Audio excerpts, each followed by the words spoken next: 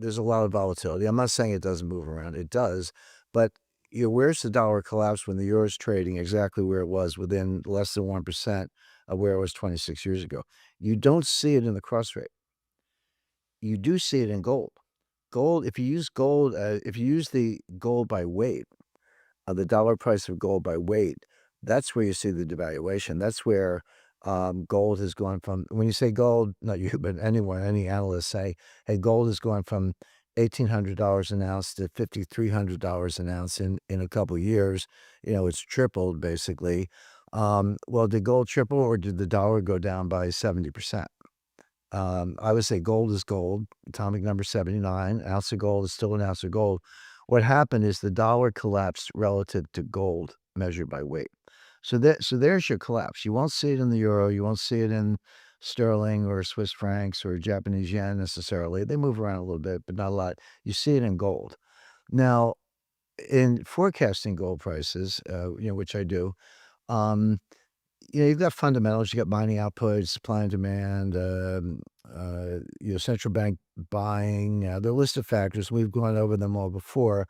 But I would say, tell me where the next war is. I mean, we're at the point where, you tell me the war, I'll tell you where the price of gold is going to go. But we're on a roll, and I don't say that lightly, and I don't necessarily think it's all good. But Cuba's next, and so gold is going to keep going up. There's volatility along the way. We know that.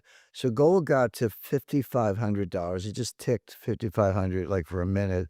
Yeah. It was a month ago or 6 weeks ago, whatever.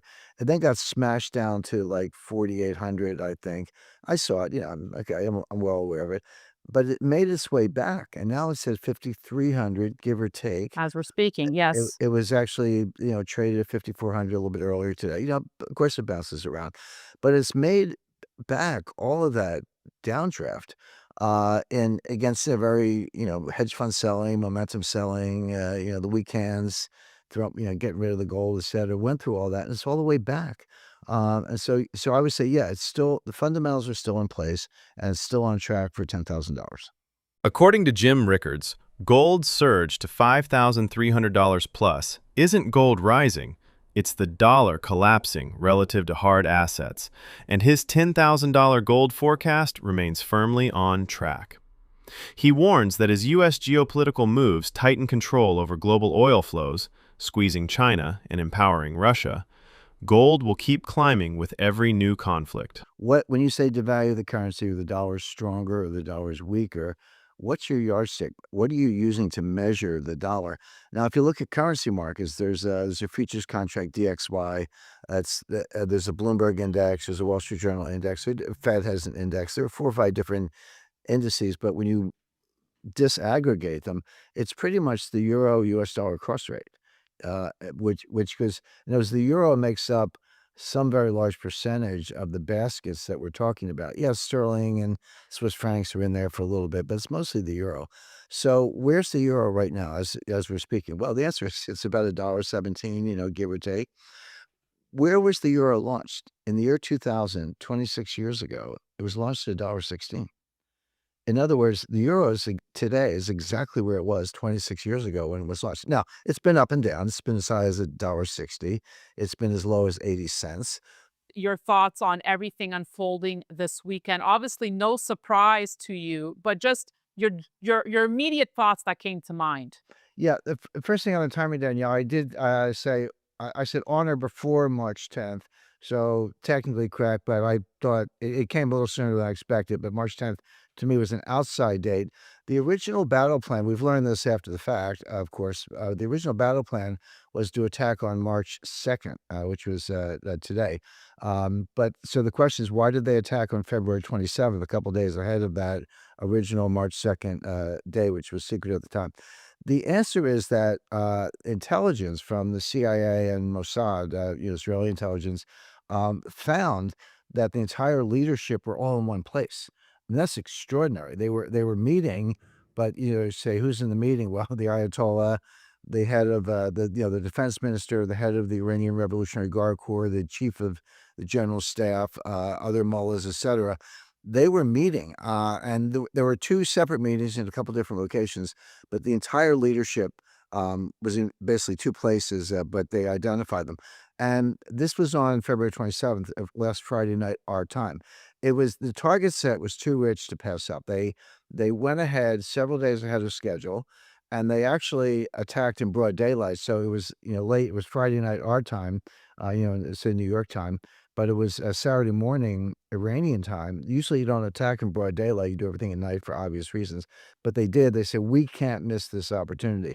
Now, why they were all in one place, who knows? Well, I mean, they were trying to figure out how to respond to Trump. They thought they were in a negotiation. They didn't understand that they were the targets. Now Trump said, and this was leaked from the Situation Room about a week earlier, that this was going to be a decapitation strike. Now, decapitation strike means you wipe out the leadership. You don't try to kill, thousands of troops. They are absolutely destroying weapons and factories. We can talk a little bit more about that. That's going to go on for a while.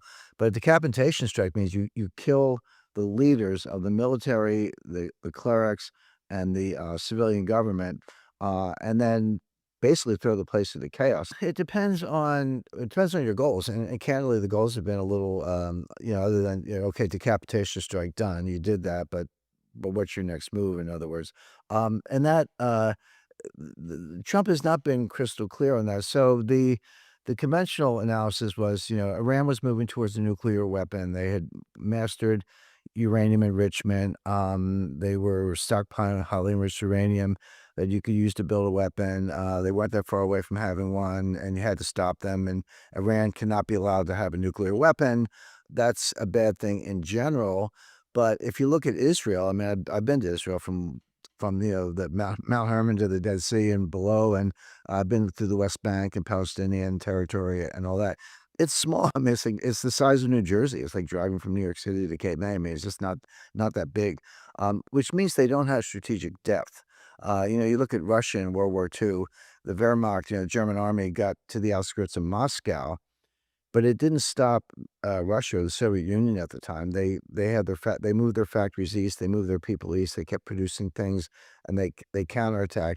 Same thing in the United States. We've never been invaded quite that way, but, we do have strategic depth. Israel doesn't. One nuclear weapon in Tel Aviv, the whole country is over.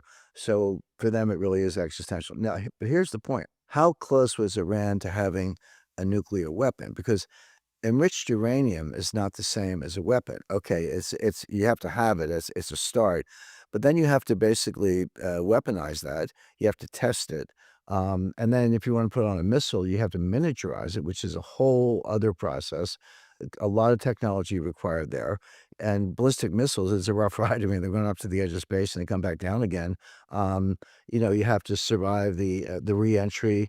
I'm saying that there's an enormous amount of technology and advanced engineering and physics getting from enriched uranium, which is just an element, it's a thing, to a weapon that you can put on a warhead and fire on a missile. How close was Iran to that? Not necessarily that close. That, in my view, would have been several more years. So they talked about nuclear weapons, but they talked about WMD in Iraq too, and they were completely wrong about that. So Trump's hope was that the Iranian people would rise up and pick new leaders, and the U.S. does not want to get involved in nation building. We had enough fun in Iraq. I mean, that was a disaster for a lot of reasons. Same thing in Afghanistan. It's one thing to go after terrorists. It's another thing to try to rebuild a country. Afghanistan has never been a country. It's a bunch of tribes basically. So we're not going to get involved in the nation building business in Iran, but regime change in the sense of a decapitation strike is what we wanted. Well, when intelligence learned, because they've been tracking these leaders, that they were all in one place, they said, "Let's go. Here's our chance," and they did. And it was actually Israeli bombers that attacked the two sites, but the U.S. and Israel are in this together, of course, and it was successful. I mean, you can find the list of 40, but when you get the defense minister, the head of the Iran Revolutionary Guard Corps, the supreme leader, which was the Ayatollah Khomeini, and some of his family members, if you kill Khomeini, does what's called the Council of Experts turn and say, okay, there's some talk about his grandson. I mean, Khomeini was 87 years old, but his grandson was in his 50s. Do we make him the new leader? Well, they got him too. Now, I'm not saying they won't come up with somebody. They will. They're already going through that process. But the reason for the particular date, a couple days ahead of the plan and a week ahead of my outside date, was because they were all in one place. It was just too good to pass up. Did the U.S. target Venezuela first to secure oil resources, disrupt alliances, and send a signal before turning up the heat in Iran? That's highly likely. This is and let's not forget Mexico. They killed what Yes. was his name, uh, Mencho, I think El Mencho, who was the leader of the cartels. So you've got Maduro. Okay, he's in jail in New York. The U.S. has effectively taken control of the Venezuelan oil output. I mean, yeah, there's separate companies producing it, but we're controlling all the revenue. Not only Venezuela, but Guyana, which is adjacent to Venezuela, has huge offshore reserves. And Venezuela, under Maduro, was in the process of invading Guyana to take over that oil. So for us, it's kind of a twofer. We got the Venezuelan oil, and we freed up the Guyanan oil as well. And so, so you kill the head of the or Sheinbaum kills the head of the cartels in Mexico.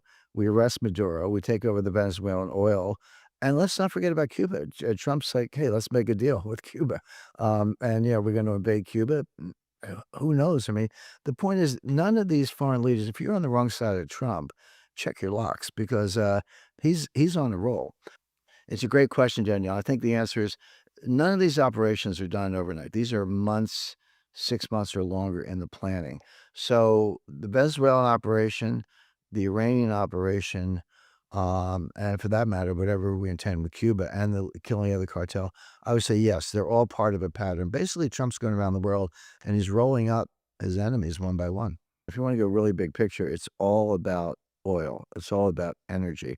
And so we got Venezuela, and we freed up Guyana, which is in the shadow of Venezuela.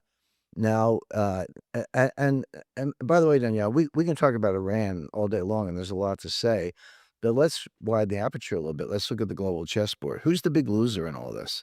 It's actually not Iran. It's China, because China gets most of their oil from Iran. When you look at where do Iranian exports go? They go mostly to China. So now we've got we, meaning the U.S., have our hand on the spigot. Is, hey, China, those rare earth magnets that you weren't shipping to us anymore? Well, how does it feel if we turn the oil off? Now, how do you feel? Maybe all of a sudden the rare earth magnets start coming through for our electronics and our defense systems, and we say to China, okay, we'll let you have the Iranian oil. By the way, so there'll be a little toll charge there. We're going to manage the money. We're not going to let that flow freely. But when we control Iranian oil, and we're getting closer to that point, we have China by the throat, and they know it. Mm. So they're the And big what about loser. Russia, though? Russia's the big winner because we have a higher price of oil. You pointed to that at the beginning of the show. Who exports the most oil? Well, it's the U.S., Saudi Arabia, and Russia. They're the big three. U.S., Saudi Arabia, and Russia together. Russia and Saudi Arabia are about 10 million barrels a day. U.S. is about 13 million barrels a day. But those three together are 1/3 of total oil output in the world. So Russia benefits from a higher price. And if China can't get Iranian oil, who are they gonna call? Russia. So Russia is a big winner in all this. China's a big loser. Iran is, an important country, but there's a bigger play going on here in the oil markets. Well, if you're reading it in the New York Times, the Financial Times, or the Economist, it's probably not true. So I do read I do read them, by the way. I should be clear. I do read all of Yeah. them, but they're basically propaganda outlets for different governments. So you have to have more sources. Alternative media is great. Twitter, X, who knows? Some of it's very valuable. Some of it's nonsense. You have to have some filter, but the more sources, the better. I'll tell you a quick anecdote. Yeah. My oldest son worked in Dubai, worked for Dubai World. He lived there for a number of years, and my oldest grandson was born there. They grew up in Canada, but they lived in Dubai. Anyway, he has a lot of friends in Dubai, and his friends are sending him Instagram and text messages with pictures of things on fire. That's not CIA propaganda. That's two 16-year-olds exchanging photographs. So to that extent, yeah, it's real. I mean, Dubai's been hit a few times, and there were fires near the Burj Khalifa. I've been to Dubai, quite a few times, and been to the top of the Burj Khalifa, but this getting hit. Um, there's what they call the fog of war. Kuwait shot down 3 Yep. F-15s. Oh, really? Well, they did. I mean, that's not in dispute. But the question is, was that friendly fire, or was there some, Iranian sympathizer working the anti-aircraft batteries? I don't know the answer to that, but that requires some investigation. So the fog of war is real. Even the people in charge, General Kane and Pete Hegseth and others, don't know everything. They're trying. They have a lot of sources of information, but just stuff happens. You just don't know. But I would discount the major media banners. I would look to social media. Sky News is pretty good. Any kind of live television news feed, they can say what they want, but you're looking at the pictures and you get a pretty good idea.